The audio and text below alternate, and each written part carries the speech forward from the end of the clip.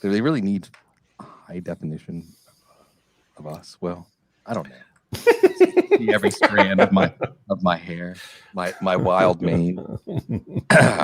Hello, everybody. Thanks for joining us. Let's go ahead and take this thing live for the podcast. 3, 2, 1. Mike McCarthy says he's not concerned about Amari Cooper starting camp on the PUP list, but should you be? That and more this week on the Thursday Night Live show. Welcoming back Dr. Jene Bramel. We go right to the serious stuff, Doc. We're starting to get PUP lists, some surprises, some non-surprises. I don't know if Amari Cooper fits into either category, but certainly fits into one that we need to pay attention to. I don't think it's a surprise yet. The Cowboys have been telling us that this is the way this was likely to go for almost 6 weeks since he wasn't able to do much at minicamp at June. How concerned would we be about this? It's hard to say. Everything that McCarthy said on Thursday suggests that the team really isn't all that worried about him. Could be more of a conditioning issue than anything else. We're talking about a surgery that was billed as more of a cleanup procedure, not meant to be a long rehab way back in January. So for him still to be feeling some issues throughout the spring and the early summer is a concern. Dallas is one of the first teams to report to training camp. There's weeks and weeks and weeks to go before the regular season. Plenty of time for him to come off, recondition, reassure us, and be ready to go for the regular season. But at some point, that's what we need to see. So a week or two on the PUP list is what you would hope if McCarthy's words are accurate today. If it goes much longer than that, and we're not sure whether or not he's going to participate much in the way of team drills as we get closer and closer to the first preseason game, then it's time to be a lot more concerned than we are today. Matt, before you jump in, before we play tennis with Gene's brain, doing the solve for X Gene, since he had the surgery in early January, it's basically right after the season. What can we speculate as to what the nature of the surgery is, that he's still on the PUP if everything went okay, or is it more likely maybe that he had a setback or had to have an additional surgery? I don't think there's been any indication that he's had an additional surgery, but there had to have been some sort of setback. So what we know is that he's had foot and ankle issues for years. And in week 17, he had what looked like a high ankle sprain type mechanism in that last game of the regular season. So, the speculation would be easy to say, well, they went in there and did what has been done with other players through the offseason here, is they went in and they tightened up the high ankle area, and they might have made some cleanups procedures to the other ligaments that are involved. But those, you wouldn't expect either one of those things to be billed as a relatively short-term recovery, maybe a high ankle only, but to go in there and tighten up ligaments and to assess the joint in other ways, that tends to be a 3 to 4 month process. So, he didn't really start working out until a little bit later. So, maybe the early reports on the injury were a little bit misleading. But I don't think you can take this as any other way than as soon as I started to do something, meaning Cooper, as soon as Cooper started to do something, he felt some irritation. And then it's been another 6 weeks since then, since he's not been able to do anything. So no indication that there's been another surgery yet. But again, I think how long he spends on cleanup is going to be important. McCarthy had said, though, that, we're going through the conditioning phase of coming back to training camp. They're reporting a week ahead of everybody else. You wouldn't expect Cooper to be involved in the early part of camp anyhow. So I think you can explain this away relatively easily. But he's a player that the longer this goes through training camp, the more concerned you get. Cam Akers is done, right? I mean, other than him making a team and being a backup, he's done as a fantasy starter.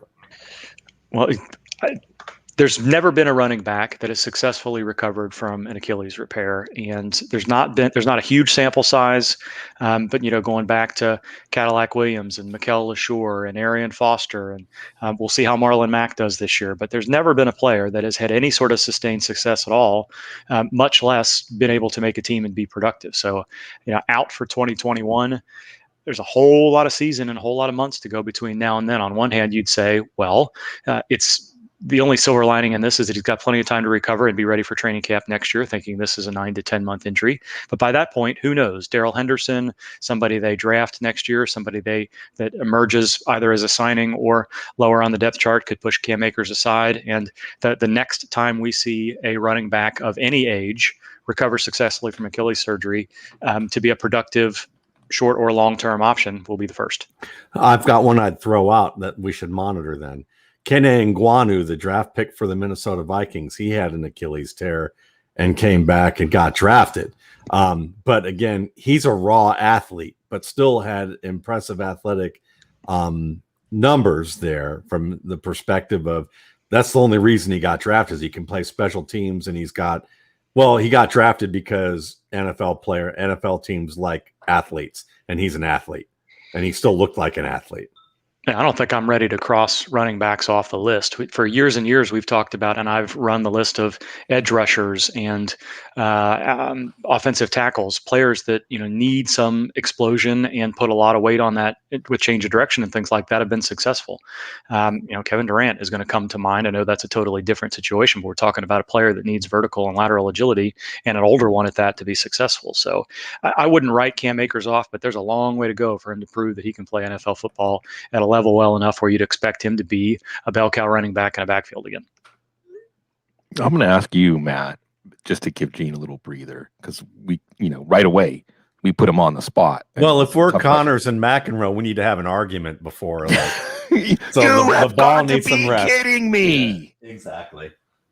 So the Akers thing, we've talked about it a lot on the show this week. It's a big story. It would be a big story if it happened in week 7. It would be a massive story. But I want to ask you, Matt, because you were ahead of the curve telling people, don't forget about Darrell Henderson. Hey, Darrell Henderson can still play.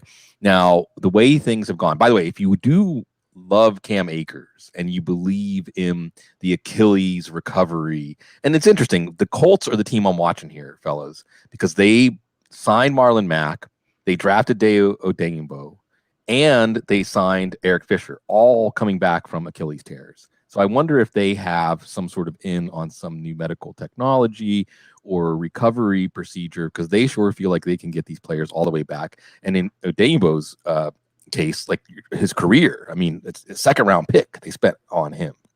Anyway, Akers, it looks like it's going to take a future 1st-round pick, which is just right, because it makes you pause on both sides. Would you give up a 1st-round pick for Akers? Is a 1st-round pick enough? I think a lot of people would take a 1st-round pick for Akers right now, but he is on that young side of his life curve where he's got all those recuperative powers that we don't have anymore. But on Henderson, Matt, so Henderson has leveled off in the 5th round in early drafts after the injury, running back 25. He's in the same vicinity as guys. It makes sense, right? Like Myles Gaskin, Mike Davis, Trey Sermon, Chase Edmonds, all these players with a chance for a lot of opportunity, either theoretical talent or talent they've already displayed on the field, but there's uncertainty. Do you believe that's where Henderson belongs? Would you have him significantly higher or lower? Does he stand out for you as the best player in that group? What do you think about where his value has settled for now? For now, that's where he needs to be, because there's unanswered questions. And this is something that I wrote about yesterday at Footballguys, doing a deep dive into this depth chart. And really what's going on is this team doesn't know what they have in this depth chart, because they have Henderson, who they essentially wrote off after drafting a gap style back in a wide zone offense, like a lot of these teams mistakenly do, thinking that they're going to somehow acclimate fast and not realize that it takes some time to switch over to a zone offense. And he was lost first year. And then, the only guy who seemed excited about him was Andrew Whitworth, which should tell you something, because usually linemen and linebackers know more about running backs than anybody else. And they thought he thought he had amazing upside, and he looked great last year in terms of being able to the difference that he made in terms of being able to process all the different blocking schemes that they use, gap, zone, and duo. And he actually outplayed Akers in the decision-making department early on. But because they wrote off Henderson after that 1 year, and they drafted him in the 3rd round, and they drafted Akers in the 2nd round, and they decided to roll with him right away. Again, a gap back who ran a little more zone than Henderson. Again, just double down on their idea that running style, that blocking scheme doesn't matter, even though we see over and over again that it does. So with Henderson right now, they know that he got better, but they don't know whether he's going to be able to do it for 15 to 17 touches a game. And part of that is pass protection. And there's not a guy on the roster that they know can pass protect. That's why they kept Malcolm Brown, because he was their best zone runner and pass protector last year. So as a result of that, they got to assess Xavier Jones, Funk, and Calais. Calais you can pretty much write off as a space player and a return specialist who's likely going to get beaten out by Funk in the special teams game because Funk was a linebacker signed a scholarship by Wisconsin before he switched to Maryland. So we know Funk can tackle. We know he can have multiple opportunities in the special teams game. But as a runner, he's also has fundamental flaws with zone and gap. He runs into his blockers, doesn't know how to get skinny through the hole, trips over a lot of his own linemen. He's a great open space player who runs delays and draws really well. Screen passes probably are pretty functional. Outlet pass is pretty functional. But until they can see whether Xavier Jones and Henderson can both block and they can both run in short yardage, Henderson can. The other guys we need to see. If those guys, if they can go the entire camp and not bring anybody on after the cuts, Darrell Henderson will be a running back 2, maybe even a low-end running back 1 if the offensive line plays well. If they add a player like a Frank Gore, who's not known as an outside zone type but can run anything, a TJ Yeldon, maybe even a Le'Veon Bell, even though Bell has more upside, Adrian Peterson, but not that guy yet. If they add those guys, it's because they want a blocker. They want a pass blocker, and that still benefits Henderson. Yeah. But if they add Adrian Peterson, that means that either Henderson and or Jones, they want to supplement to the red zone. Though I think that with Adrian Peterson, he split touchdowns with Swift, and I'd say Henderson's a better inside runner than Swift is right now. So you can still go good there. But if they trade for someone, trade for Sony Michel, Damian Williams, somebody else who may be, a year left on their deal and they didn't get picked up, who can be the man as long as they stay healthy, then you might need to worry about Henderson being what he was last year, which is basically a running back 3, just a little higher up than RB 36. So that's what you're watching for in camp is mainly, can Xavier Jones pass protect? Can they find a second inside runner? And can all these guys stay healthy? And depending on who they either trade for, see who gets cut, say Matt Breida, is another guy who, if he gets cut and they don't use him, then you can roll from there. Or a Melvin Gordon getting cut or a Royce Freeman getting cut or traded. Gordon would be a good trade bait. Yeah. Those are all options. Yeah, there's things we're going to watch there that you've mentioned. And I think one of the important things is it could go into the season as it is right now, and then they'll see how it goes. And that's a little bit, as Gurley was breaking down a little bit, and they ended up with C.J. Anderson. I think that you saw Sean McVay's willingness to say, well, is this, like you said, let's see what we have. Let's see if this is going to work. But you mentioned some important points. One is pass blocking, especially with the offensive line they have, especially because you have to keep Matthew Stafford healthy. You have to. And I would think for downfield passing, that's kind of important. And then another one is, like you said, the caliber of runner they bring in could give us a hint. But I do think that we have at least knowing that Sean McVay thought we need to draft Cam Akers last year. Like you said, though, Matt, it might be because they didn't give Darrell Henderson a fair shake in his rookie year. And maybe they realized they have more than they thought they had when they took Cam Akers. So a lot to follow. I mean, that's what's fun about training camp, though, is we're going to start getting more feedback, more data about all these things. One thing we already have feedback data about, Dr. Jene, Saquon Barkley. No surprise, starting the year on the PUP list. But for folks like myself, starting this camp, not the year, we'll see about the first week. Probably unlikely he'll be on PUP to start the season. Now, if you're like me, you're already drafting. I did my pros versus Joe's draft Sunday night. You're already having to make some hard decisions, okay? I didn't even pause and think about Barkley at the 5th pick. I took Darren Waller. It's tight end premium. Best ball. Different story for a different time. But folks are having to weigh Saquon Barkley. I'll tell you what, Austin Eckler went ahead of Saquon Barkley. Tyreek Hill went ahead of Saquon Barkley. I think that you're seeing right now, there's a little bit of skepticism. He still ended up going at 111. I think Evan Silva got him at 111. Is the skepticism warranted? How should we be viewing Barkley right now with still some uncertainty in the picture with his multi-ligament tear? Mm-hmm. What are we skeptical about? What do you think the skepticism is? Because I think I don't know that he's going to be ready to go week 1, week 2. mostly because he really hasn't done any football-related activity yet. All these things we see him, running in sand and sprinting and that sort of stuff, those are all wonderful. That tells you that he feels like his knee is sound. But as we say so often, that's different, and cardiovascular conditioning is different than you being in an unsure situation where you have to plant your leg and feel confident that it's going to hold up when unexpected things are happening around you and you're taking hits from unexpected angles.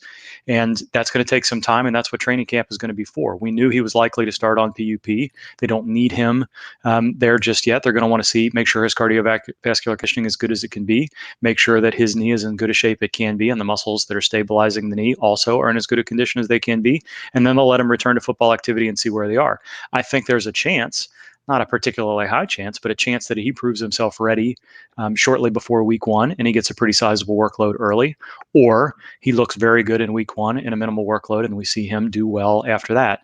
The nature of the fact that it was more than just an ACL injury, the meniscus was involved, they had to repair that. They really didn't even allow him to do much for 4 to 6 weeks after the surgery that was delayed as it was, is a little bit of a concern. But, ultimately, hopefully you're drafting well enough around Barkley where you have him available for you in weeks 10 to 17 when you really need him. And if he's not going to be healthy in those weeks, then it's not really going to make much difference what happens in that first month anyway. So I think it's okay within a tier to move him down to the bottom of the tier where you feel like you've got an elite option. But if you're comparing him to a player where, you're not expecting somebody to get 80 to 100 targets and, potentially be a 90% of the workload player towards the middle of the year, then maybe Barkley is okay to take a little bit of a risk on, knowing that there's some risk with those other players there anyhow. So yeah, not unexpected for him to be on the PUP list. He's another player that we'll watch pretty carefully to see how the team decides how they want to bring him back to football activity. And I don't know that we're going to know about his first month of the season and beyond until we get much closer to that. So I guess my question to y'all is, again, what do you think the skepticism is? Is it sort of a season-long situation, or is it I don't know if he's going to have a limited workload earlier in the season? Because I don't know that should scare you all that often if you're talking about a player somewhere in the back half of the first round to the early second, if you think he's clearly a better option if he's healthy than some of the players in the tier to follow. Well, I would say, and before I jump in with the skepticism take, let me tell you folks about the Footballguys mobile app, the mobile draft dominator. If you haven't gotten it, if you're not sure if you want to commit, become a Footballguys subscriber. You get the great brain trust of Footballguys basically looking over your shoulder as you draft. So absolutely you need to be looking at Footballguys apps to increase the level of relationship here. But for folks looking to increase the level of their relationship with Saquon Barkley, Jene, I think that it isn't just the first few weeks, although I wouldn't downplay that. I think if Adam Harstad was here, he would say the most important weeks are the playoff weeks. The next most important weeks are the early weeks. I don't want to put words in his mouth, but you want to get off to a hot start. You're counting on your first round pick to be your anchor of your team. And if he gets off to a slow start, especially where maybe, week 1, and I mean, this is the time that I love to look at the schedule, right? So week 1, they get Denver. I mean, Denver's not a great run defense, but Denver's pass rush fully reconstituted against Jason Garrett. And by the way, for me, why it's so easy to pass on Saquon Barkley, all this medical stuff is in the background. It's just, do I want to tie my fantasy football season to Jason Garrett? Do I really want to do that? Do I really want to rely on Jason Garrett to get the most out of a player? So they get Denver, they get Washington, and then things let up a little bit. They get Atlanta week 3, Dallas week 5. But, if after 2 weeks, Saquon Barkley has 15 total touches and 70 total yards and no touchdowns, 70 total yards per game, then you're starting to get into the situation where, Gus Edwards has scored each of the first 2 weeks on my bench. Should I be starting Gus Edwards over Saquon Barkley? But I think, Jene, the skepticism is also, will he come all the way back this year? Like, will he be, because so this is an issue, right? This is where getting Matt Waldman's RSP, which you can still get, folks, still going to help you become a better fantasy football player. Understand the context of a player is important, because I would argue that Saquon Barkley uses every bit of his immense physical talents to create the advantages that he exploits on the field, more than running backs who do that via their meshing with the scheme and the play calls. I just wonder if he's that, but I'm just speaking for myself, and I think it's a good question, Jene, to get at. What do you think limited workload means in the first month or so? Are we thinking 12, that means 12 to 15 touches? Yeah, so I don't necessarily have an issue with that, and I think we're seeing enough from him to suggest that the The more concerning part of this is, to me, is how the meniscus injury affects his ACL rehab. And I think we're seeing enough of that to suggest that his knee joint looks healthy. Now, is he going to trust it? Is he going to understand where his knee is in space, and will he be as effective as before? But he doesn't look like he's had any setbacks in his rehab, which was delayed a little bit. So there wasn't any scar tissue. Remember, Dion Lewis had to work through an issue with his kneecap and scar tissue there. We've not seen that. He's pretty much been allowed to do everything so far, but go through football-related activity. That's the purpose of the PUP list, to bring him back into condition and then bring him back slowly. I don't foresee him being on the PUP list in week 1. I don't think that, unless there's some sort of setback in camp, which at this point is going to be hard for us to determine, I don't think that's a likely outcome. So I think there's room for a 12 to 15 touch, pretty good player. If the reason between 12 to 15 touches is just because they don't think he's in condition for that yet. I mean, how long is that going to go on? If he shows that he's healthy in week 1, week 2, or week 3, is Devontae Booker taking carries from Saquon Barkley, especially on passing downs? No. So, right? So, well, unless you all feel otherwise. No. Mike Weber. They just signed Mike Weber today. Yeah, it's Mike Weber. So that's who you need to be worried I think that's the question you have to.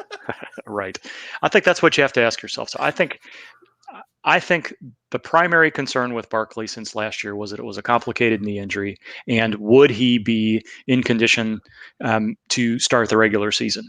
That's not what we're hearing. What we're hearing is, let's be careful and make sure that he can perform to the capabilities that he's performed before, and doesn't show that there's any concern. And I'm not a big fan of looking at those workout videos or what have you, but there isn't anything on those pictures or images or videos that suggests that that leg is underdeveloped, or that he is still have some concern about his meniscus recovery, or that his ACL is not, that is an ongoing concern. So I think it is a conditioning issue. I think it is, mental is not the right way to put this. Just, there has to be a comfort level with his recovery. And I have some concerns for Barkley. This is not a straightforward ACL injury, but I think we've seen enough that I don't think you dock him multiple tiers because of the injury he had last year. I think the skepticism that I see about him, or that at least I have, is, as Bloom mentioned, he leans so much on his athletic ability. He often gets himself into trouble and then gets himself out of trouble for bigger gains. Kind of in the way that Barry Sanders got himself in trouble and got himself out of it. And because he leans on multiple jump cuts and explosive moves where he's not quite sure what he's going to do, you can't replicate that in a drill. And as a result of that too, because you're so inefficient as a runner, because it's dynamic. He may be the most dynamic runner in the league, but he's also one of the most inefficient when it comes to movement. And as a result of that, I just wonder if he sets himself up for compensatory injury if he isn't quite as confident in that leg, and he's, psychologically or like subconsciously leaning on another body part to do something that he normally would do, just slightly different. And now we're talking about a high ankle sprain or a hamstring pull or something that now puts him out another few weeks and nags him throughout the year. And then it's like, I'm finally healthy is in 2022. And I think for me, that's my concern for why if he's at 111, that might make sense to pick him, but I probably wouldn't. I agree. Matt, go ahead and tee up Gene with our next injury situation to watch. Sure. One of my favorite players for the Denver Broncos is the guy who likes to basically imitate a young child trying to clap onto a ball the first time they catch it. I don't know what's wrong with him, but I see him on our list. So tell me about what happened to Courtland Sutton, and will it possibly allow him time to actually practice doing this instead of that? I think he's on the list to represent the long list of players who are not likely to start camp on the PUP list, who are recovering as expected. Another player that's dealing with more than just an ACL injury, there was an MCL sprain that had to heal before his ACL was reconstructed, but nothing but good news from Denver throughout the offseason. And I think I've heard Cecil say mostly the same. There's been a report from most of the beat writers in the last couple of days that they expect him to be ready to go as camp starts. I think, as I know you guys have talked about in multiple situations, I think the key with Sutton is going to be which quarterback earns the nod. And who he meshes with better. So, if it ends up being Drew Lock, that's probably better for Courtland Sutton based on what Cecil's saying. If not, then it may be less injury and more situation and quarterback that plays a role in Sutton's early season statistics more than anything else. Are there any famous seals on TV? I don't think we have any. Flipper was like a porpoise or a dolphin. Yeah, we need a famous seal so that we can right? we can do that, but we don't have one. We need a mascot. We've got a walrus from Adam Sandler movie, but that's different. That's outside my database. Y'all are going to have to work on that yourselves. Yeah. This isn't a writers meeting? Okay, wait a minute. Wouldn't you like to sit in on a Football Guys writers meeting? That could be our next podcast. It's just all of us just sitting around, kicking around ideas. But what you can get in, by the way, is the Football Guys email update list. Will be in the know. Folks, the fire hose is about to turn on of NFL news. You feel it coming. You got me, you got Cecil, you got Joe Bryant going through the news of the day, giving you the takes that you need to know. Plus, you're going to get updated on all of the new content at Football Guys. It's free. You can always opt out. Hundreds of thousands of people agree that it is an essential part of your morning, afternoon, and night, at least, when it comes to training camp news. So, folks, check out the Football Guys email update. Okay, another injury situation, Gene. I'm sorry if I'm kind of springing this one on you, but I just want to know because, we're talking about players where it's been etched into our consciousness, Saquon Barkley and this knee injury, or Courtland Sutton's knee injury, or even Amari Cooper. I mean, come on. Amari Cooper has to be, as far as appearing on the injury report, way up there. With A.J. Brown, we just think rocket ship. Titans offense. Julio Jones is going to be there. A.J. Brown's going to show everybody what he's capable of.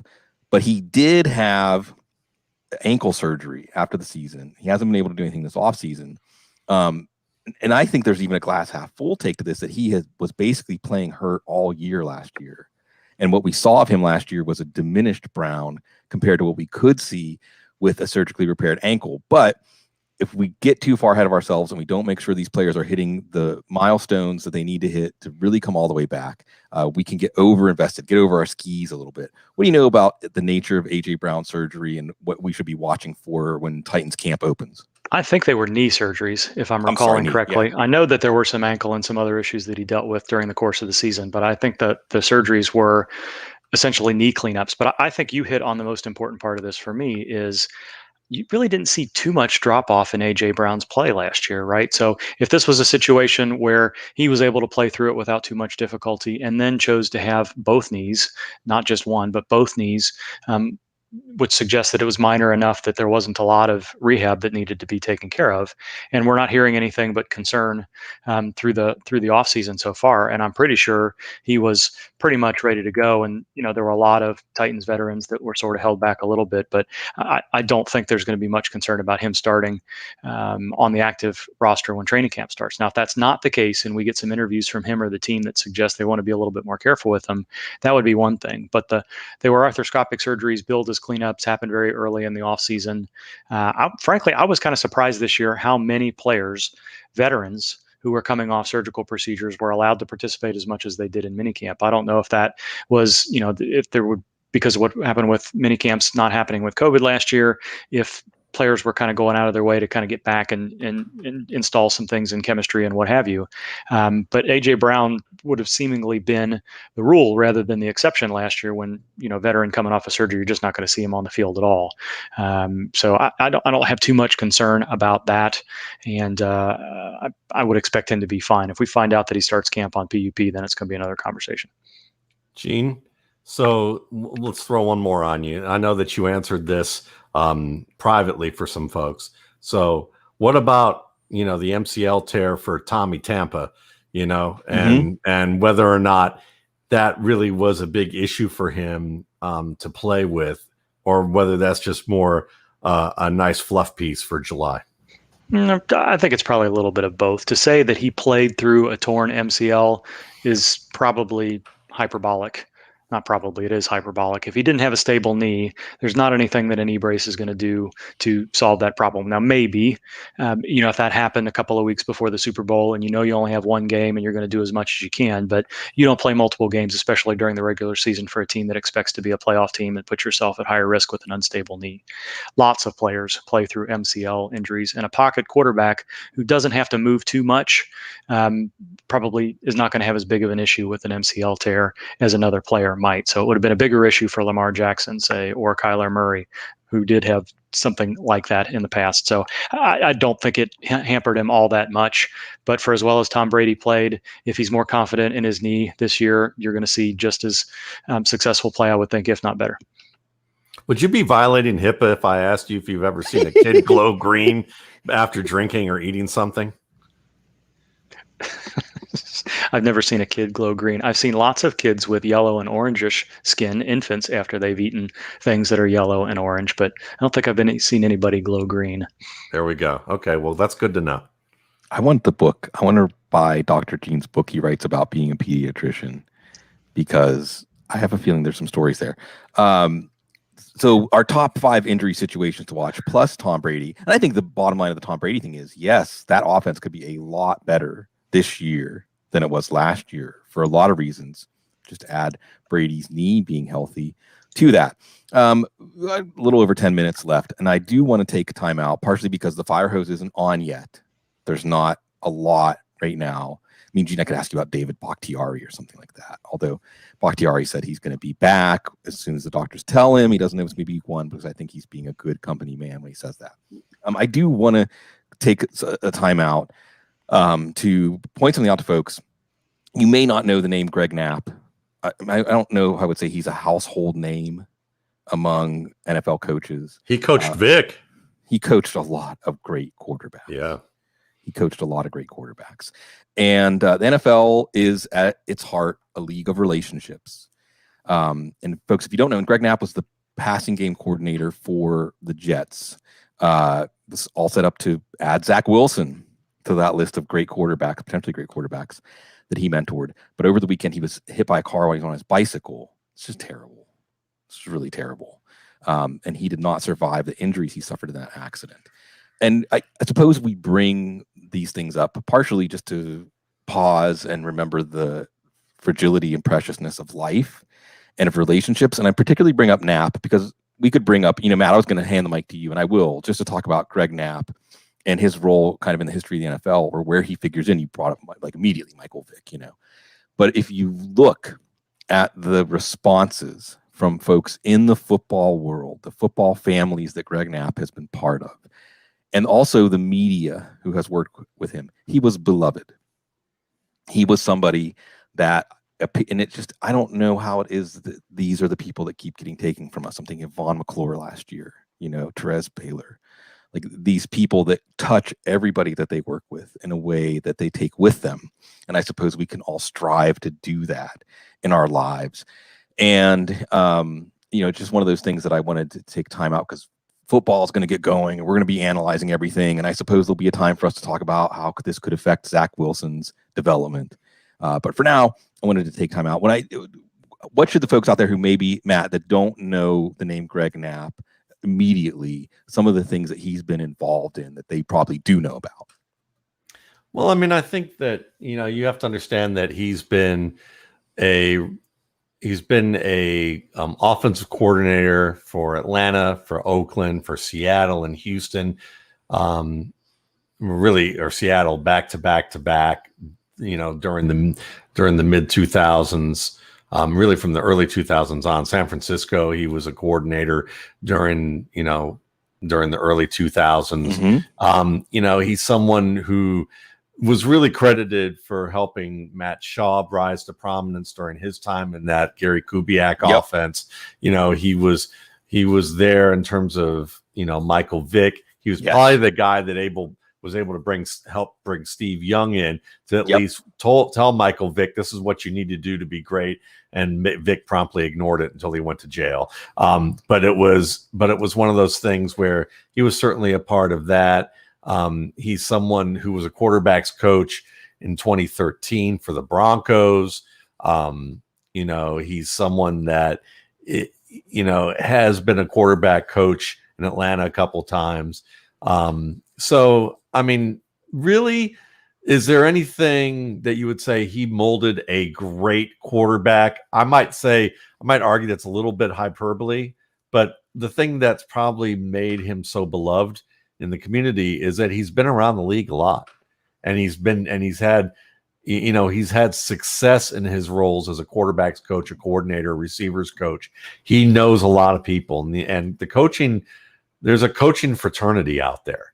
Whether you've been in college, if you've been college in the NFL, you're going to meet a lot of people. You're going to be doing a lot of clinics. You're going to come into contact with folks. So, this is a time where, a lot of professionals, he's a pro's pro. And I think a lot of people knew that about him and got to know him. And, obviously they're mourning the loss in the same way that someone maybe outside of Kansas City didn't know Perez Taylor, at the level that, Kansas City people did when Traylor, passed, but when he passed, you got an outpouring in the journalism community because he was a rising star. And I think it's, the national people would come through, and he obviously had a big impression on them. And it's the same thing with Knapp, is that he's a pro's pro and people knew it. Yeah, may we all be pros, like Dr. Gene Bramel. Doc, I'm going to bring it back up here for the last few minutes. I'll ask you this, because I know, and folks, as we say often, I'll make Gene blush. He's a good human being doing things to help other human beings out there in a way that, again, we should strive to do. But I also know you care about your football guys audience. You care about serving them well. And we're ramping up to training camp. And there's going to be a lot of news today. For instance, I don't know how many teams, 5, 6, 7 teams told us who was going to be on the PUP list. And in some cases, notable who's not going to be on the PUP list, like Blake Jarwin, for instance. Is there anything on your to-do list? Is there anybody that you feel like I'm going to be watching really closely? Because I can't write something that is that specific right now. And I know people are going to ask me about this, or just something that you saw, as you always do, you see a detail, you note something that other people don't, that maybe leaves them more uncertainty in a situation. What's on your to-do list for this upcoming week? Well, not too much. I think this offseason, thankfully, has been pretty straightforward. But I have two players that I just want to see how the beginning of camp goes. One of them being Joe Burrow. I thought it was, just kind of hinted at this before, I thought it was interesting that the Bengals put Joe Burrow out there during minicamp. And by putting him out there, that meant that he was just throwing against air to receivers, and there wasn't anybody within probably 20 yards of him. But to put him out on the field, I think had as much to do with Burrow showing his leadership skills to the rest of the team, to the team showing that they have some confidence in him, and him having the ability to show everybody that his rehab was going well. But you want to see how quickly he's involved in team drills. And for the same reasons that Saquon Barkley needs to be confident in his knee recovery, the same thing goes with Joe Burrow and that front plant leg, and how that recovery continues to go, and how comfortable he is in the pocket. And he is a little bit more of a mobile player, and how that goes, what they allow him to do. The other player is Michael Thomas. I think I was surprised and a little bit impressed that he was cleared to participate in June mini camps, going on the other side of the same discussion we've had. I would have had no problem at all if he did nothing during the off season. His surgery was something that we were speculating about with Amari Cooper. Is we know that he had his high ankle injury addressed, but he also had that large ligament on the inside of his ankle addressed as well. And that turns into sometimes a 4 to 6 month rehab. So to have that surgery shortly after the end of the year and be cleared to participate in some individual drills and do a fair amount in June tells you that his rehab went very smoothly. And you hope that he didn't have any setbacks. For that reason, he starts camp on the active list, and he's good to go. But that's a situation where you'd like to see that all of the work he did on the off season didn't cause any issues, where they want to be a little bit careful of his conditioning early on too. Yeah, and with Thomas, before I'll toss it back to Matt as we wrap up this 45-minute show, it was brought back up. I can't remember which writer it was, which Saints writer, but they just said, hey, watch the reports out of camp, because all that stuff when he was supposedly on the trade block and they were getting tired of him, there was something there. There was something to that. That wasn't just fabricated out of thin air. So maybe there's a relationship still to repair, not just an injury. to repair there. Before I toss it over to Matt, I want to just remind everybody, if you like what we do on the Audible, you like all of our social media presence, you like the free email update, the best way you can show your support for Football Guys is by subscribing. And we're so sure that you're going to be satisfied that we give you a money back guarantee.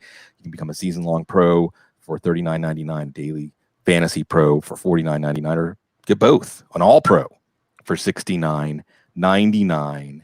And I know that's still coming in lower than a lot of our peers because we aim to over-deliver as we do, because we love what we do here at Football Guys, and we love having you be part of it. So, Matt, I'll ask you a similar question to what I asked Jene, but it's just more that you're working on your projections. You're putting together the gut check every week.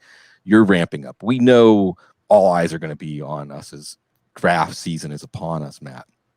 What's an uncertainty? What's a question mark for you? What's something that as camps open? July 27th, I think, is when 29 of the 32 camps open. So we're less than a week away.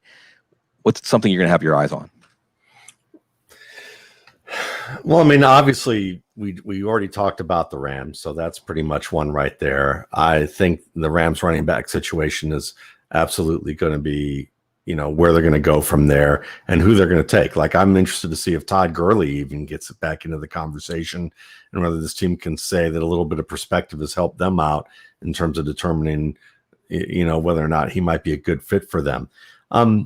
I would like to see probably at this point the Bills backfield with Matt Breida. Will he get a little bit more opportunity, or is he just being written off as an injury type of player? I've heard that Tariq Cohen, even though he's not a big part of what the Bears do, he's coming off an injury and apparently hasn't looked great coming off of it at this point. So I'm interested to see whether he's going to be available and involved.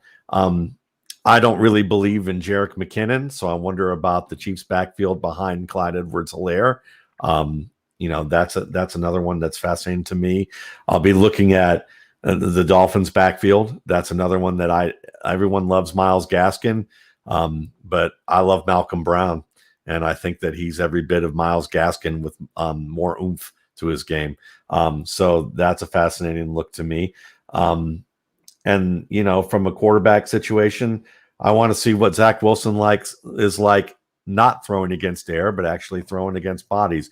Is he fooling everybody the way Gene's been fooling everybody for the past 10 years as the great guy on the show? I know he's got people fooled, I couldn't get him to blush, but we got close. We got a little close there. But those are some of the situations I'm looking at.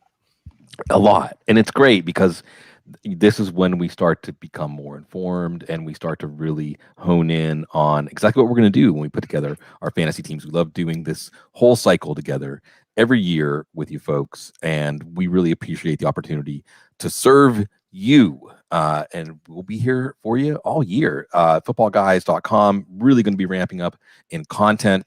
Cecil and I are going to be bringing you the preseason watch list very soon. 32 teams, again, giving us that starting point before everything gets shaken up by everything that we're going to learn in training camp. You have the whole Football Guys crew, the staff there to help guide you through that to a championship. So thank you, folks, always for your precious time and attention. The most precious thing we do have. And precious.